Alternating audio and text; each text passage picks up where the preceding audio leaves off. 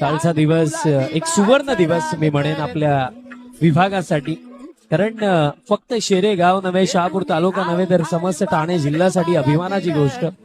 वडिलांचा पाठिंबा आणि आईची प्रार्थना सोबत जर असेल तर एक मुलगा सर्व काही करू शकतो. ते आपल्याला काल पाहायला मिळालं. शेरेगाव शहापूर तालुक्यामधनं फर्स्ट टाइम आपल्या विभागामधनं एक खेळाडू जगामधल्या सर्वात मोठ्या क्रिकेट लीगला सिलेक्ट झाला.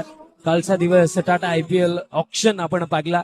सनरायझर्स हैदराबाद अवघ्या 30 लाखच्या बीट वरती परचेस केलं ओमकार तारमाळेला. हे अभिमानाची गोष्ट, कारण ओमकारची कारकिर्दी आपल्याला एक गोष्ट नक्कीच नेहमी शिकवते की मोठं बनण्याकरिता फार मोठा बॅकग्राऊंड असावा लागतो असं नाहीये.